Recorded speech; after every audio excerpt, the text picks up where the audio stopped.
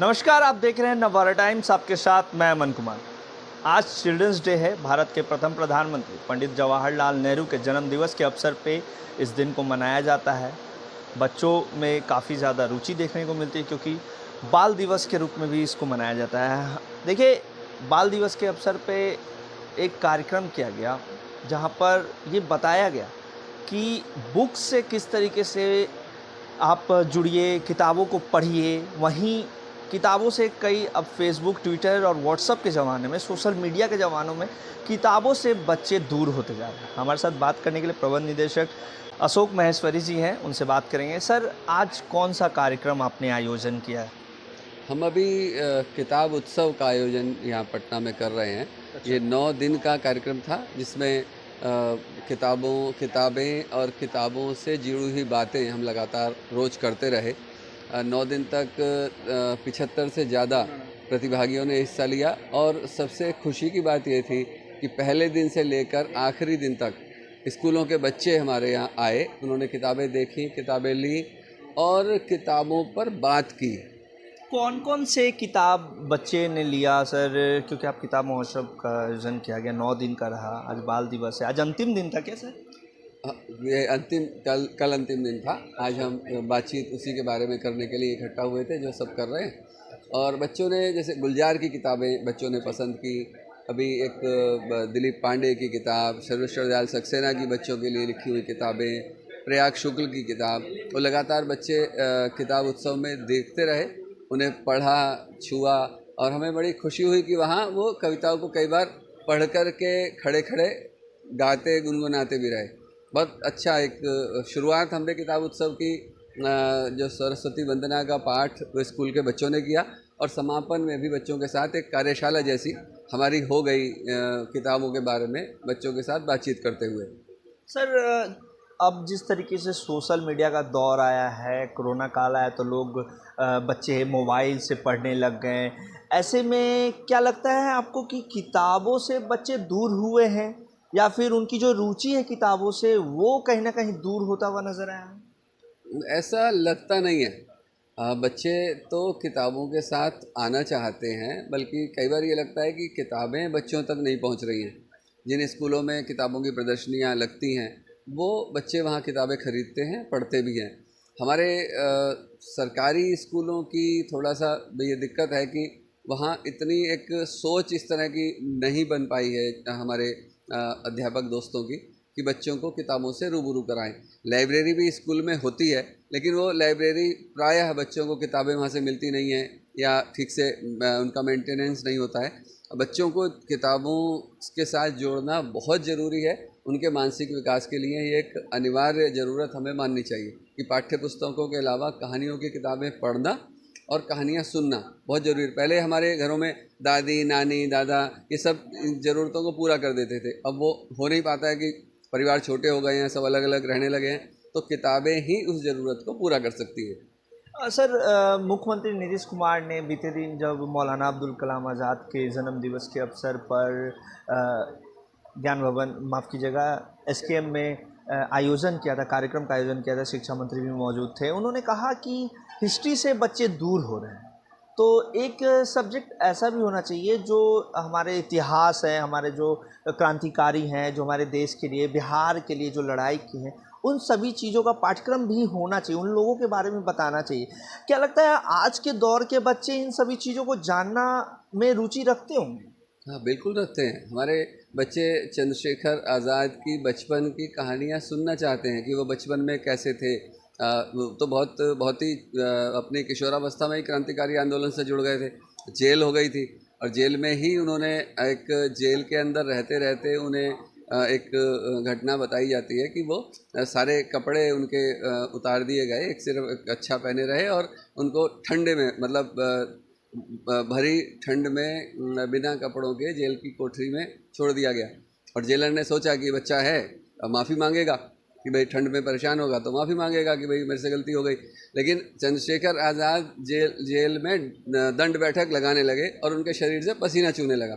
तो जेलर देख के हैरान रह गया, बल्कि उनसे कहना पड़ा कि भाई बहुत अच्छे बच्चे हो। तो ये सब घटनाएं बच्चों को बतानी चाहिए और बच्चे ये देखकर खुश होते हैं कि उनके जैसे एक बच्चे ने कितना बड़ा काम किया। सर मेरा सवाल ये है कि जिस तरीके से किताब महोत्सव आपने किया, कौन से ऐसे किताब है जो बच्चों को सबसे ज़्यादा अट्रैक्ट किया और बच्चे ये किताब लेने के लिए मतलब एक्साइटेड हो गए कि मुझे ये किताब चाहिए?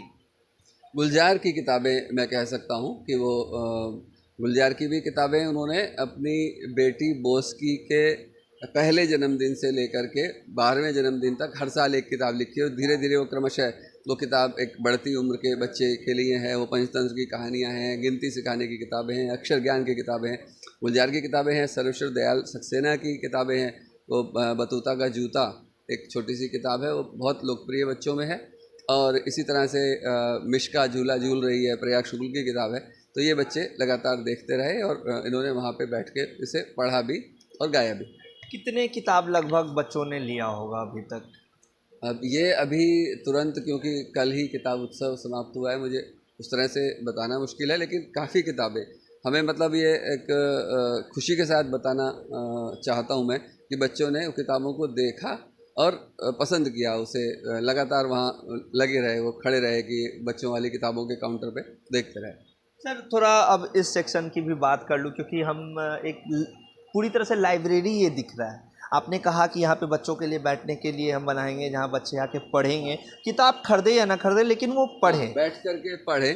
हमारा उद्देश्य ये बनाने का यही है कि जो भी हमारे साथी दोस्त आना चाहें यहाँ आएँ, यहाँ बैठने की व्यवस्था रहेगी, वो किताब देखें, पढ़ें, जो अच्छी लें तो लें और नहीं तो अपना पढ़ करके वो किताब वापस रख सकते हैं। और मतलब किताबों से जुड़ाव का, किताबों को अपनाने का, किताबों के साथ दोस्ती का, ये एक हमारा राजकमल प्रकाशन एक जरिया बने, जरिया है पहले से, लेकिन एक और ज़्यादा आज के समय में लोगों को एक सुकून से बैठ के किताब पढ़ने का अवसर यहाँ मिले, हमारे लिए एक खुशी की बात है और इसीलिए इस तरह की व्यवस्था हम बना रहे हैं।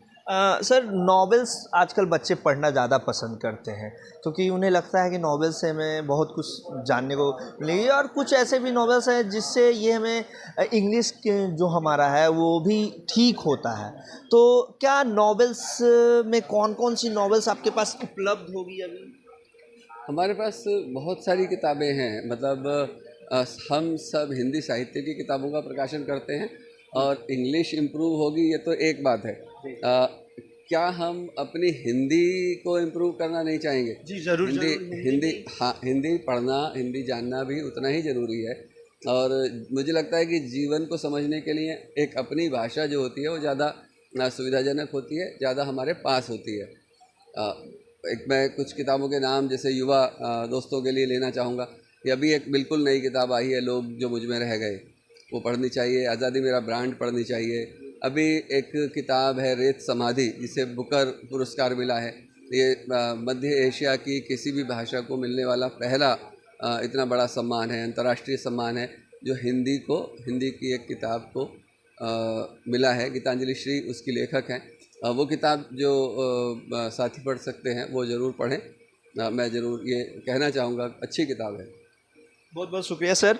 अशोक महेश्वरी सर थे हमारे साथ जिन्होंने बताया कि किस तरीके से जो किताब हैं उसको लेकर हम महोत्सव किए थे। 9 दिनों का महोत्सव था ये, कल इसका समापन हुआ और देख सकते हैं तस्वीरों में कि एक लाइब्रेरी की तरह ये पूरा बनाया गया है ये सेक्शन। और इसमें हिंदी साहित्य से लेके कई ऐसे किताबें हैं, नॉवेल्स हैं जो बच्चे पढ़ सकते हैं और बच्चों को पढ़ने के लिए यहाँ पे बैठने की व्यवस्था भी की जाएगी ताकि बच्चे आएँ, किताब खरीदे या ना खरीदे लेकिन बच्चे पढ़ें। क्योंकि हम भी आपसे ये कहेंगे कि जब ट्विटर, फेसबुक, व्हाट्सएप का ज़माना आया तो बच्चे किताबों से कहीं ना कहीं टेक्स्ट बुक से और जो अपना जो इतिहास है उससे दूर होते हुए गए।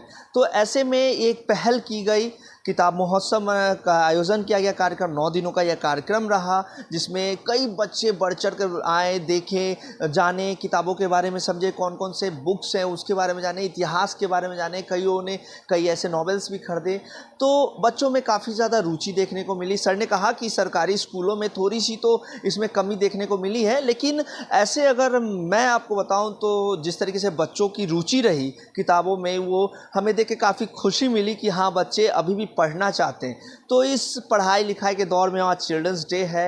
आज यहाँ पे भी प्रेस कॉन्फ्रेंस भी बुलाया गया था और प्रेस कॉन्फ्रेंस में सभी बातों को भी रखा गया, और जब नवभारत टाइम्स के साथ जब सर ने बात की तो सभी बातों का भी रखा, हमारे तमाम सवालों का जवाब भी दिया और कैसे बच्चे किताबों से जुड़े उन सभी चीज़ों की चर्चा की गई। अपने सहयोगी बिट्टू गिरी के साथ पटना से अमन कुमार की रिपोर्ट।